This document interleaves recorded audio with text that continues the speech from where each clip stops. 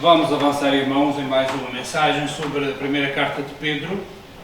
Continuamos nesta série de mensagens expositivas. Continuamos ainda no capítulo 1 e hoje vamos debruçar-nos sobre os versículos 10 a 12, sob o título A Boa Nova Já Foi Anunciada. Se eu perguntar agora aqui, o que é que vocês acham que é o tema que unifica a revelação das Escrituras? Qual é o tema principal, central na Bíblia, que atravessa todas as Escrituras? Na vossa opinião, qual é? Há um tema, há vários temas, mas há um tema essencial, não há? Qual é o tema principal da Bíblia? Parece que fiz uma pergunta complicada. Uma delas pode ser essa. O reino dos céus, mais. O Perdão, isso já é mais assim. O reino dos céus, o Messias. A salvação. Glória a Deus, isso é o objetivo final para tudo caminha. Redenção, gente, tudo isso é verdade, está lá tudo. Mas se nós perguntarmos em muitas comunidades, vá lá que aqui não recebi essa resposta. Mas se calhar há pessoas que acham, boa, Jesus veio cumprir o plano de Deus, veio há 2000 anos atrás, pronto, veio salvar a humanidade, veio para Israel viveu em Israel, ele era israelita e agora, pronto, está-se a cumprir o plano de Deus. Não é? Eu acho que a boa nova, em parte, talvez seja que Jesus deu muito para acabar com o pão dele, ressuscitou, foi a boa nova da salvação. Isso já vai confusa, essa aí. Muito complicada já. Gente, a Bíblia tem toda uma série de linhas fundamentais e de percursos para os quais aponta, e aquilo que vocês disseram, está tudo certo, sem dúvida nenhuma, isso faz parte. Mas, infelizmente, o ser humano, quando começa a pensar sobre essas coisas, às vezes não acerta muito na mousse, sabem?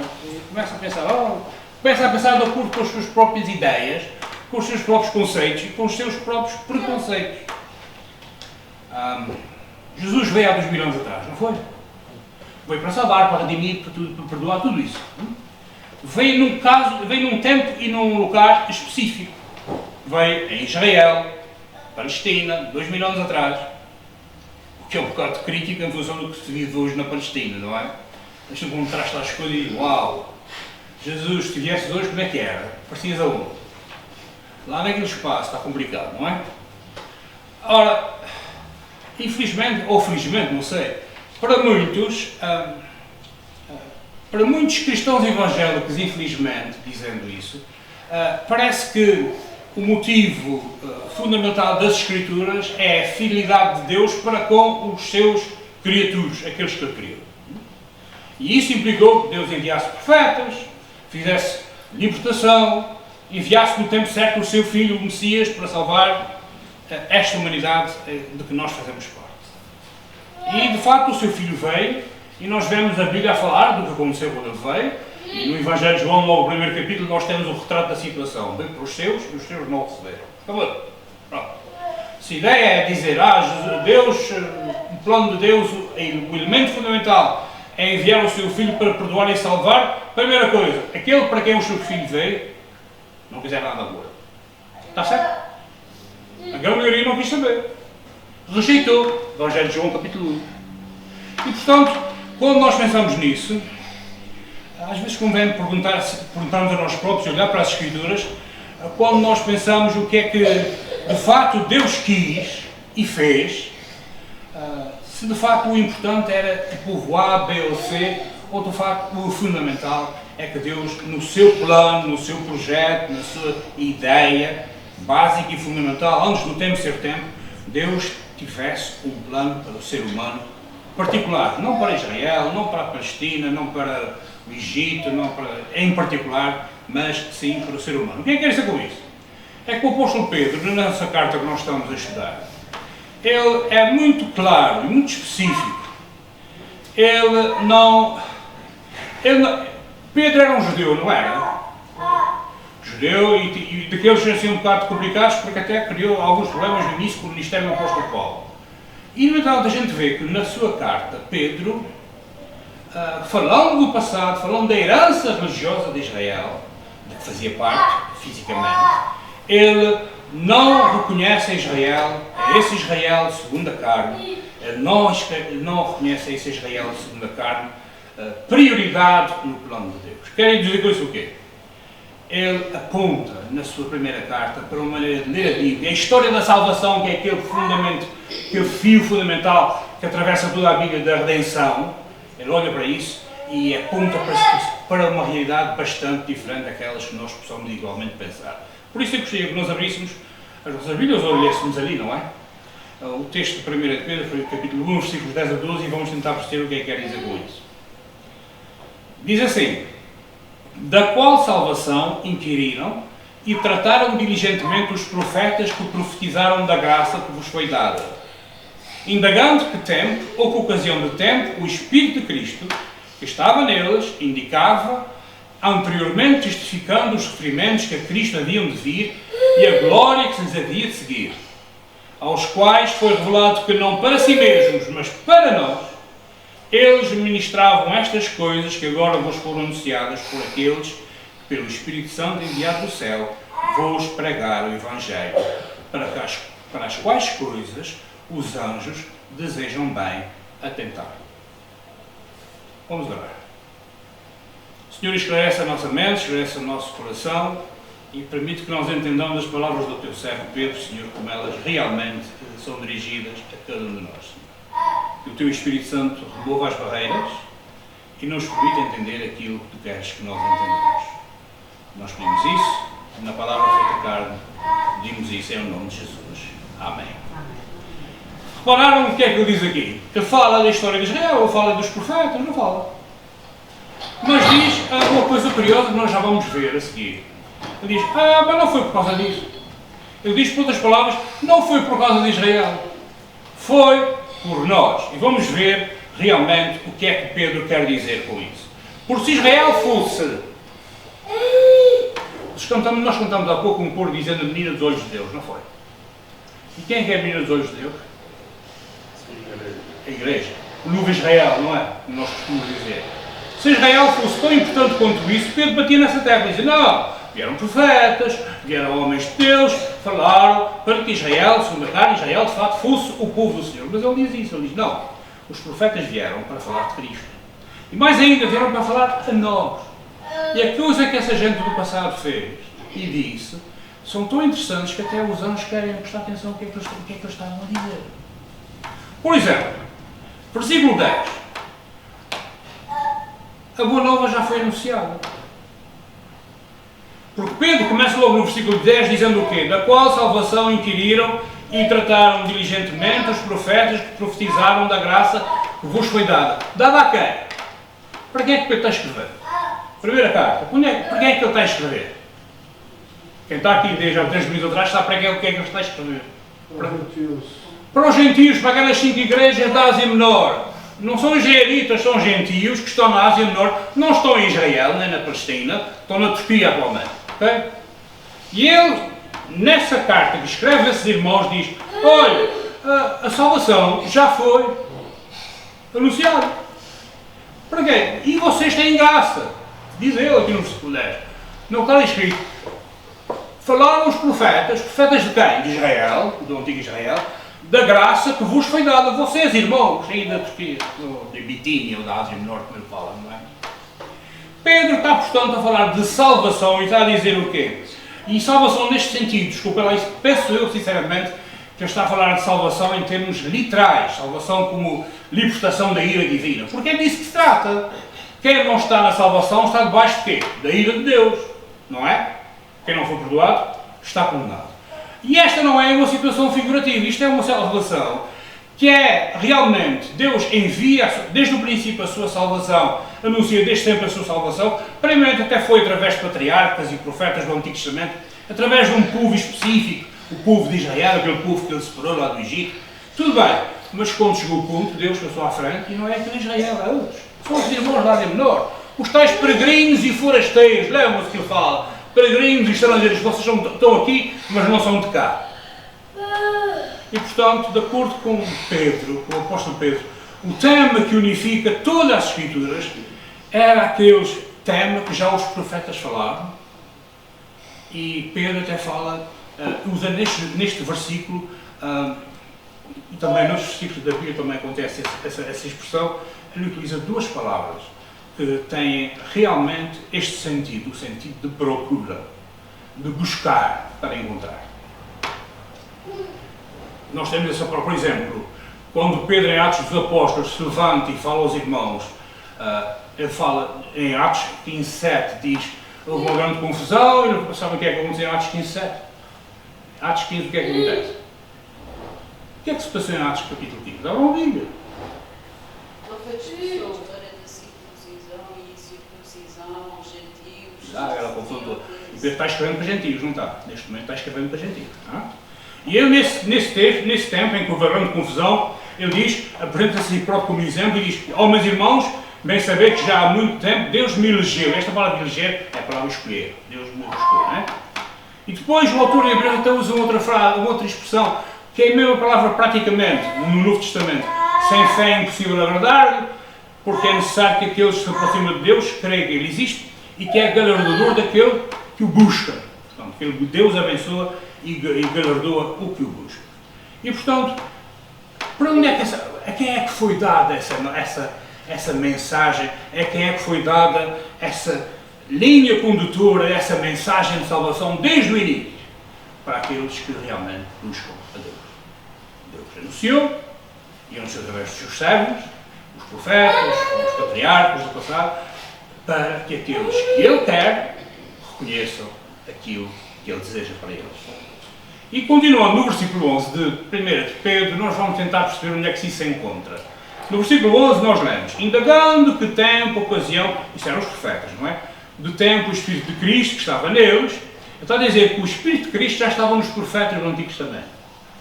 Ou seja, quando o profeta Isaías se levantou e ofereceu incenso perante o Senhor e veio aquele espetáculo do capítulo 6 de Isaías, ou o profeta Ezequiel no capítulo 37, ou 39, 37, de Vale de Ossos Secos, teve aquela visão de Vale de Ossos Secos. Outros profetas do Antigo Testamento, quando falavam, Pedro está dizendo, o Espírito de Cristo estava neles. Estão a entender o que ele está a dizer? Portanto, antes mesmo de falar em Cristo, já o Espírito de Cristo, porque o Espírito de Cristo qual é? O Espírito de Deus. Porque Cristo é o quê? Deus. Já estava nesses profetas que faziam o quê? Que indagavam que tempo, ocasião de tempo, o Espírito de Cristo, que estava neles, indicava anteriormente, testificando os sofrimentos que a Cristo haviam de vir e a glória que se lhes havia de seguir. Ele está a dizer, olha, já os profetas falaram do que ia acontecer com o Messias. Os sofrimentos, e aliás a gente vê isso perfeitamente, olhamos o capítulo 53 de Isaías, e como é que a gente chama o capítulo 53 de Isaías? O servo sofredor, não é? Quando a gente lê o capítulo 53 de Isaías, o que é dizer? Está falando de Cristo, está falando de Jesus, que vai sofrer tudo aquilo. Portanto, os profetas do Antigo Testamento, enviados pelo Senhor, que falaram a um povo particular, o povo de Israel segundo a carne, eles estavam na realidade a falar de algo que iria acontecer muito depois, de acordo com o plano de Deus. Foram divinamente autorizados por Deus, pelo Pai, para conduzir essa revelação, para trazer essa revelação ao Israel de acordo com a carne e também mais tarde ao Israel de acordo com o Espírito. Por exemplo, no Evangelho de João, no capítulo 8, versículo 56, Jesus diz assim: Abraão, vosso pai, exultou por ver o meu dia e viu e alegrou-se. O que é que Jesus está a querer dizer? Falando com aquela gente toda à boca dele e diz: olha, Abraão, o vosso pai, não é? Pai de quem? Pai dos crentes, pai de Israel, se quiserem. Viu, exultou por ver o meu dia. E viu e alegrou-se. Jesus é que está a dizer isso. Diz que Abraão, há quantos anos atrás? 2000 e qualquer coisa. Viu o dia de Cristo e alegrou-se. Abraão estava ansioso, é o que Jesus está a dizer. Estava ansioso pelo dia do Senhor Jesus, da manifestação do Senhor Jesus, em poder. O cumprimento do plano de Deus, do tal fio definidor das Escrituras, do princípio até ao fim. Se formos até Lucas 24, Jesus ensina que toda a Escritura, seja no Antigo ou no Novo Testamento, elas apontam e são cumpridas em Cristo. O apóstolo Paulo, às vezes não te chama da nessa de partir as coisas, não é verdade. O O apóstolo Paulo, em 2 Coríntios, capítulo 1, versículo 20, diz: porque todas quantas promessas há de Deus, onde é que há? Na Bíblia, no Antigo Testamento, são nele sim e por ele o amém, para a glória de Deus por nós. O que é que isso quer dizer? Está a dizer o quê? Todas as promessas de Deus têm o seu cumprimento em quem? Tem a sua aquiescência, tem o seu sim, é assim mesmo, onde? Em quem será? Hã? Isto. Portanto, na verdade, a vinda do Senhor Jesus, como nós bem sabemos, irmãos, foi o cumprir a profecia, foi o cumprir no tempo e no espaço daquilo que Deus determinou. Basta também só ler alguns versículos muito simples. E tudo isto aconteceu para que se cumprisse o que foi dito pela parte do Senhor pelo profeta, e continua a história. Ou então Atos 2:30, quando nós lemos Davi não faz parte do texto, não é? Está-se a referir a Davi, sendo depois profeta e sabendo que Deus lhe havia prometido com juramento que do fruto dos seus lombos, segundo a carne, levantaria o Cristo para o assentar sobre o seu trono. Foi no passado, vem-se a cumprir agora. Portanto, nós estamos, se quisermos, encontramos texto atrás de texto, Romanos 16, Hebreus 1 e 2. Eu gosto muito de Hebreus 1 e 2. 1 e 2. Foi uma das primeiras mensagens que tive o cunhado de fazer. E é nessa linguagem poética está tudo dito. Havendo Deus antigamente falado muitas vezes e de muitas maneiras aos pais pelos profetas, a nós falou-nos nestes últimos dias pelo Filho, a quem constituiu herdeiro de tudo, por quem também fez o mundo. Ou seja, a linha continua, a linha fundamental do princípio ao fim das Escrituras está aqui, em Jesus Cristo. Então, esses profetas do Antigo Testamento, que Pedro fala aqui no versículo 11, o que é que estavam procurando? Pedro diz que o Espírito Santo estava revelando através dos profetas do Antigo Testamento os sofrimentos que Jesus iria passar, a sua ressurreição e também a sua ascensão e a sua glória. E é curioso que um servo de Deus chamado João Calvino, a propósito do comentário, tem um comentário às chamadas epístolas católicas. Não tem a ver com o católico romano, está bem, são as chamadas epístolas universais, Tiago, as pequeninas. João Calvino escreve a propósito disto. Neste comentário às epístolas, ele incluiu muito mais do que isso, pois nos ensina que a Igreja de Cristo foi desde o princípio assim constituída, que a cruz tem sido o caminho para a vitória e a morte uma passagem para a vida, e que isso foi claramente testemunhado. Não há, portanto, nenhuma razão para que as aflições nos deprimam acima da medida, como se fôssemos infelizes sobre elas, uma vez que o Espírito de Deus nos declara bem-aventurados. João Calvino diz: há sofrimento, há tribulações, faz parte, mas não nos podem deprimir. Porquê? Tudo está determinado. Tudo está decidido. Por quem pode decidir? O nosso Deus. E vocês sabem, já na semana passada falamos sobre isso. Ao contrário do que, infelizmente, muita gente tenta anunciar nas igrejas, se nós olharmos para as Escrituras com olhos de ver, nós não eximimos das Escrituras do sofrimento, o anúncio das tribulações. O Senhor Jesus Cristo disse: neste mundo 3 aflições, mas tendo bom ânimo, eu venci o mundo. Não foi Jesus que disse. Portanto, Jesus nunca disse: vai ser cor-de-rosa até ao final. Nunca! E portanto, se nós olharmos com olhos de ver as Escrituras e encontrarmos o tal fio condutor do princípio até ao fim, nós vamos ver que a teologia que está aí, a doutrina que está aí, é a doutrina da cruz, do Messias que iria cumprir o plano de Deus. Verdade seja dita, honestamente, é por causa disso que qualquer igreja que procure proclamar a verdade honestamente e que não embarque naquele folclore do está tudo bom, aleluia, glória ao Senhor, qualquer igreja que faça isso não cresce, curiosamente, não é? Mas se a igreja for fiel às Escrituras e anunciar as Escrituras tal como ela é, tal como estas são, tal como elas falam, a igreja vai ter algumas dificuldades em crescer. Mas o mundo não quer isso. O pessoal que está aqui, nós mesmos, até preferimos não ir falar disso.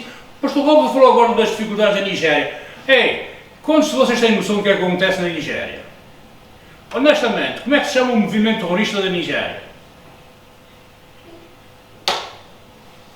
Como é que se chama? Na televisão está farto de falar dele. Querem que eu vos diga o nome? Boko Haram. Nunca ouviram falar? Raptam as meninas das escolas. Nunca ouviram falar na Nigéria. Ah! Está longe? Não está. Está em África? Não está. Está no centro da África, na África Negra, como nós dizemos. Está lá. O maior país da África Negra é a Nigéria. Hein? É onde se manifesta o Boko Haram, um movimento islamista que rapta as criancinhas. E isso que ele diz é verdade, mas a gente está a dizer umas coisas, sabe? Mas sabem, se eu pegar nas palavras de Calvino ou da Bíblia, olha, não vale a pena passar além da medida, porque tudo isso faz parte do plano de Deus. E portanto os cristãos, e não se esqueçam que os irmãos a quem Pedro escreve, lá na Ásia Menor, na Bitínia, estavam a passar pelas confusões, não é? Ele diz, oh gente, calma. E honestamente, meus irmãos, quantas pessoas, semana após semana, nessa nossa pequena ilha aqui, vão ouvir pregações que são assadadoras do...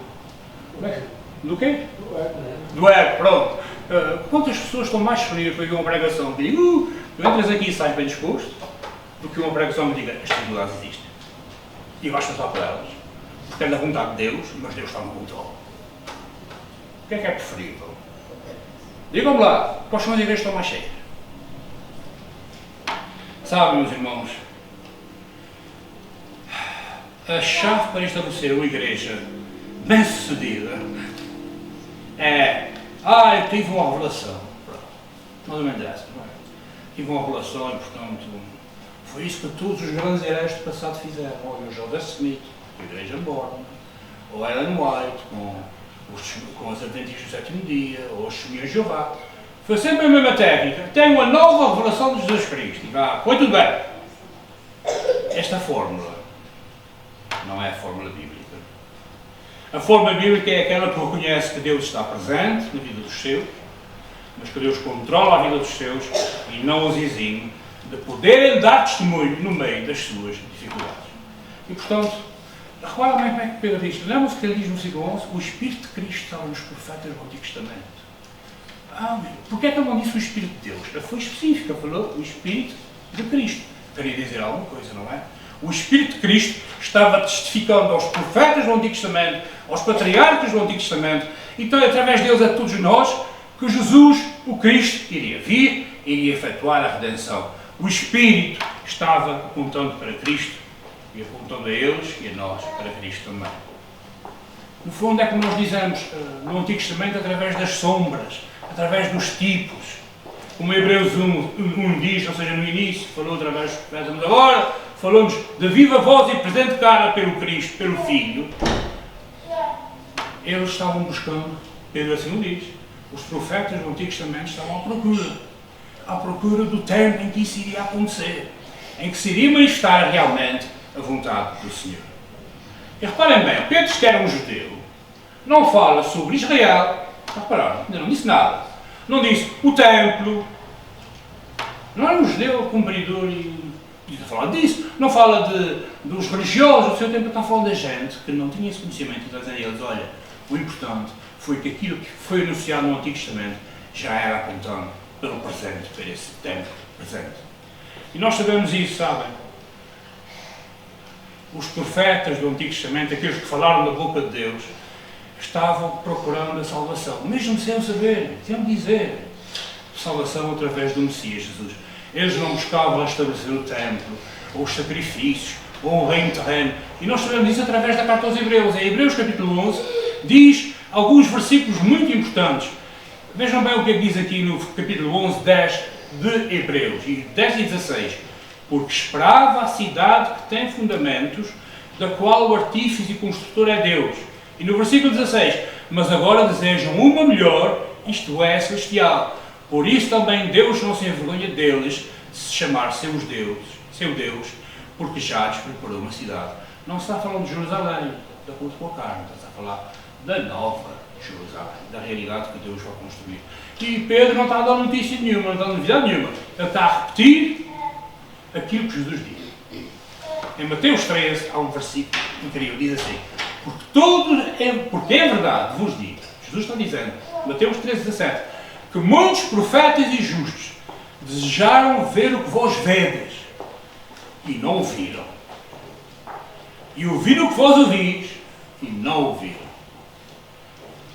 Já pararam na profundidade disso que Jesus está a dizer? Tanta gente tão de ser fiel do passado que desejou ouvir, desejou ver o que vocês estão a ver e a ouvir e não ouviram. E continuaram servos fiéis.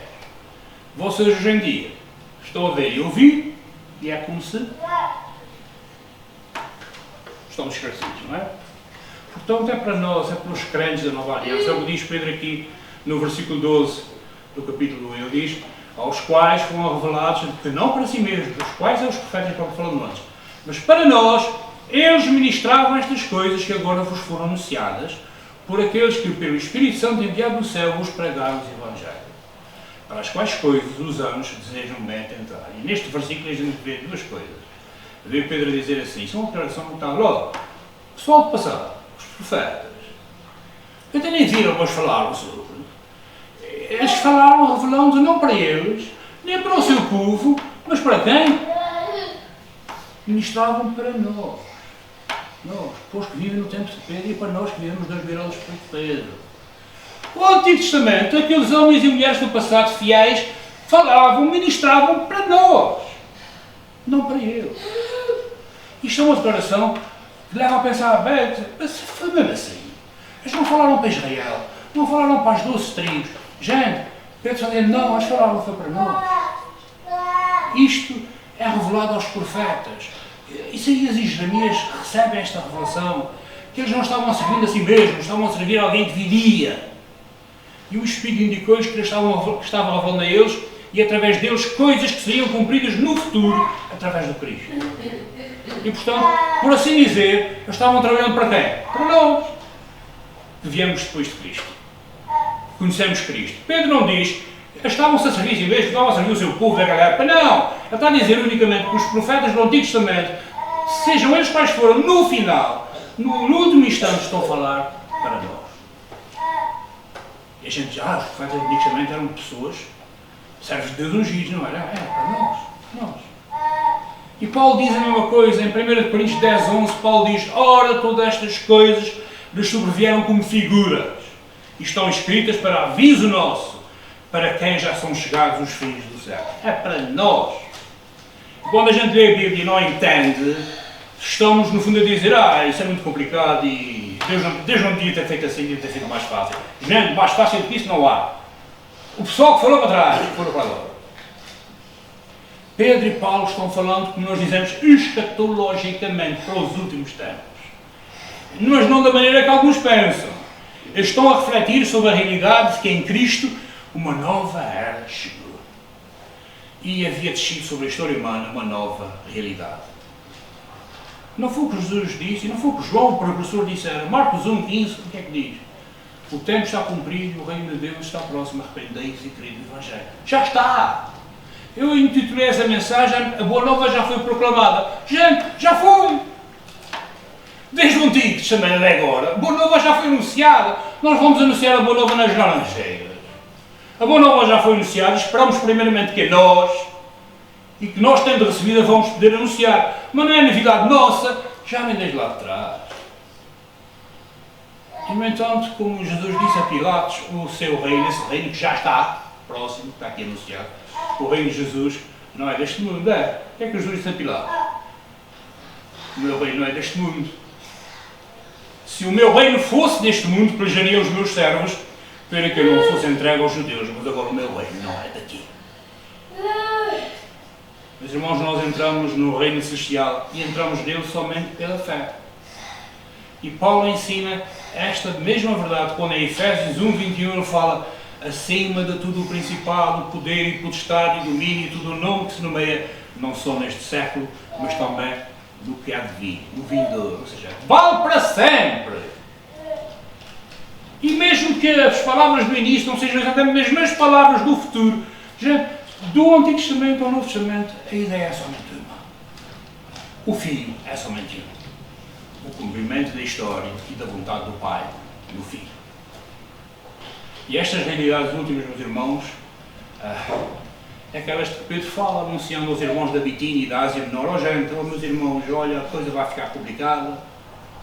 Mas o mesmo Espírito que inspirou os profetas do Antigo Testamento, que nos impulsionou, Pedro não está dizendo aos profetas que me impulsionaram a mim como judeu para vir trazer a palavra, essa palavra vem de Deus. E ele mesmo isso vai dizer na segunda carta, mais tarde ele vai dizer: porque a profecia nunca foi produzida por vontade de homem algum, mas os homens santos de Deus falaram inspirados pelo Espírito Santo. Ou seja, nada disso é conversa. Deus é que faz a conversa. E o que sabemos a partir de agora é que a história da salvação registrada para nós e está nestes livros que nós temos na mão, nas nossas vidas, essas escrituras, é que nós chamamos de escrituras sagradas, são tão maravilhosas que até mesmo os anjos, como Pedro diz assim no versículo 12, os anjos queriam saber, queriam ter o nariz, que não tinham oportunidade, porque de facto a revelação foi para nós. Já pensaram no que é que isso significa? Deus diz, determine, e o profeta e o servo do Senhor, que é o apóstolo Pedro, diz: os anjos quiseram meter o dele, conhecer, e Deus, é para os homens, não é para os anjos. Já repararam que nós temos uma revelação que os anjos não tiveram? São anjos, não são filhos espirituais que estão lá ao pé do Pai. Portanto, a encarnação, há tantos versículos que falam disso e nem quero falar desses versículos. O mistério é que Deus, o Filho, encarnou. Pedro fala aqui do mistério nesses versículos. E agora está integrando no seu corpo espiritual tanto judeus como gentios, somente de uma maneira: através da graça, através da fé em Jesus Cristo. E este mistério está no centro de uma das primeiras confissões cristãs. Eu não sei se vocês sabem, irmãos, mas alguns versículos da Bíblia do Novo Testamento são autênticas confissões de fé. Temos um hino, por exemplo, Filipenses capítulo 2, o qual, se não a Deus, vamos ter toda a expansão. Mas há mais. Há um que é Timóteo, eu não sei se encontro Timóteo aqui. Mais à frente um bocadinho. Está ali. 1 Timóteo 3,16. Ali está uma confissão de fé da Igreja nascente. E o que é que a confissão de fé diz? E sem dúvida alguma, grande é o mistério da piedade. Deus se manifestou em carne, foi justificado no Espírito, visto dos anjos, pregado aos gentios, crido no mundo, recebido em cima da glória. Está aí a história de Jesus. Já viram? Onde é que ele se manifestou? Onde? Deus se manifestou em carne. Cá embaixo. Ou seja, encarnou. Foi justificado no Espírito. O Espírito disse: este é o meu filho amado, quem me compraz. Não disse, olha a diferença, para ficar bem claro. Foi visto dos anjos. Os anjos assistiram à cena toda, não é? Foi pregado a quem? Ao judeu. Não. Aos gentios. Olhem bem. Está outro judeu a dizer essa conversa, é Paulo, hein?